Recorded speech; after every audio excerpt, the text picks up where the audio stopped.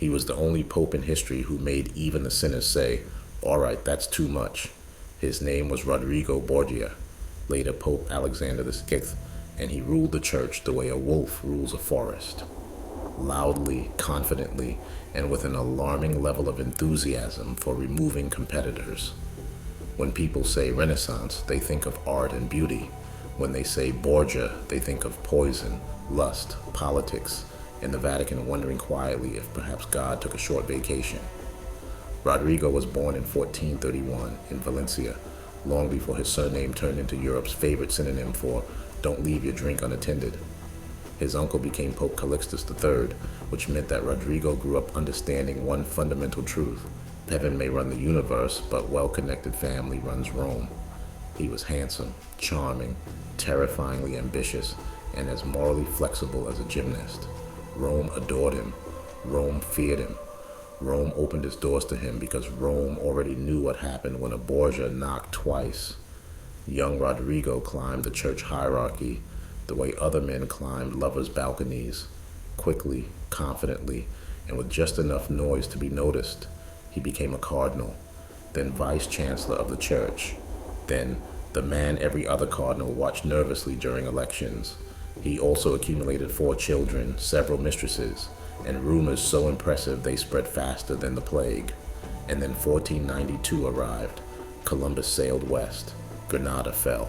And in Rome, a group of elderly cardinals gathered to choose the next pope, whispering anxiously because everyone in the room knew that Rodrigo Borgia had been building toward this moment since Lucifer was a teenager. The conclave lasted days. The bribes lasted minutes. Gold, favors, alliances, promises of land, titles, indulgences, protection. Rodrigo threw everything onto the table except actual lightning bolts. One by one, the vote shifted. When the white smoke rose, Rome exhaled through clenched teeth. Rodrigo Borgia was now Pope Alexander VI. He stepped onto the balcony with a serene smile, the smile of a man who had just acquired both absolute authority and the most dysfunctional workplace on earth. He looked out at the crowd as if thinking, "Excellent, time to begin renovations." And so began the papacy that made future popes look like introverted monks. Alexander VI treated the Vatican like a family startup with very aggressive expansion goals. His son Cesare became cardinal at 18. Lucrezia became a diplomatic asset, marriage alliance, political chess piece, and Renaissance fashion phenomenon. His other children received titles, lands, and enough influence to make half of Europe suddenly reconsider its security policies. Rome became the Borgias' private theater.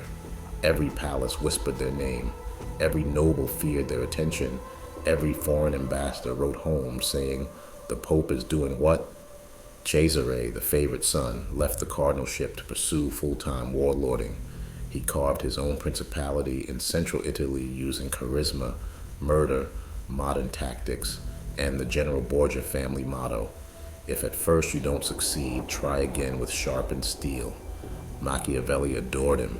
The rest of Italy locked their doors. Lucrezia, endlessly slandered, became the Renaissance's most misunderstood woman. She was intelligent, diplomatic, empathetic, and entirely surrounded by men who solved emotional problems with knives. Rumors accused her of poisoning, seducing, manipulating, everything except what she actually did: keep the family empire from exploding during every crisis. Meanwhile, Pope Alexander VI was conquering Europe through contracts, marriages, alliances, and the occasional holy threat. He expanded the papal states. He reined in corrupt nobles, often by being corruption's CEO himself. He played France and Spain against each other like chess pieces that occasionally stabbed their owners. And the scandals? Oh, the scandals. Renaissance Rome produced gossip the way vineyards produce wine.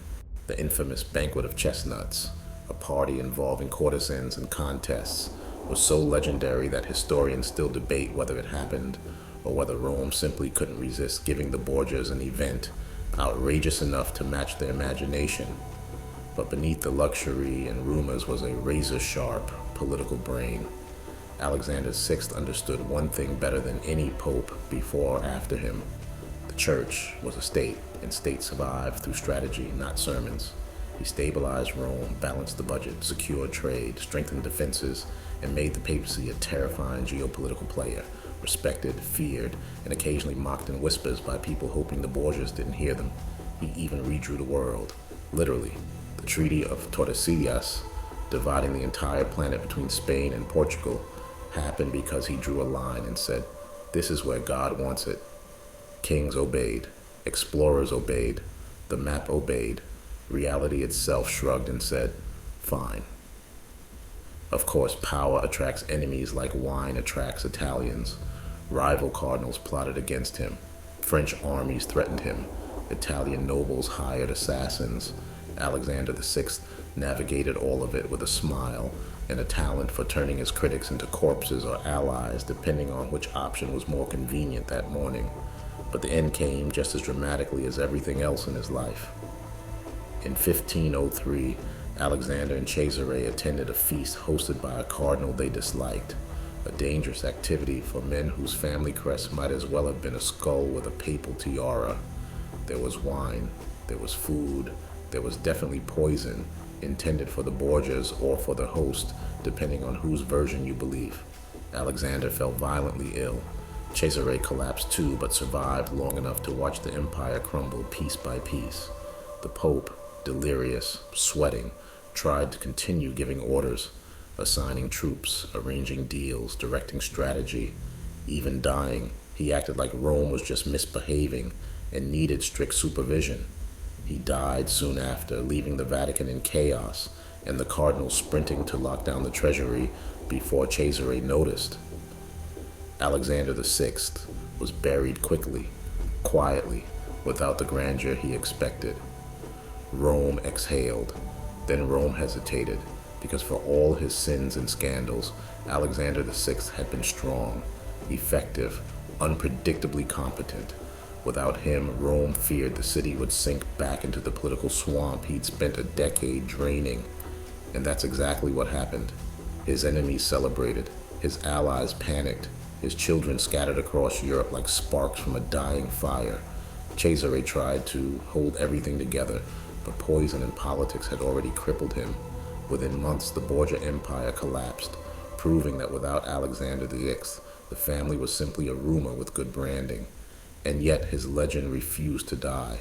People whispered he was a monster. Historians studied him and found a statesman. Critics called him corrupt, but corruption was the Renaissance word for effective.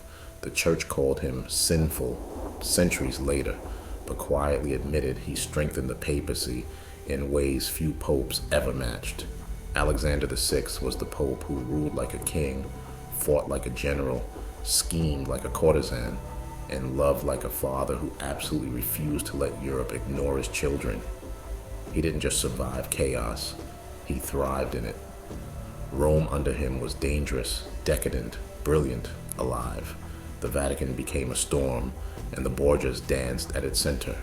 He left behind no saints, no miracles, no relics, only shadows, stories, sons with swords, and the uncomfortable truth that sometimes the most effective rulers aren't the purest, they're just the most fearless.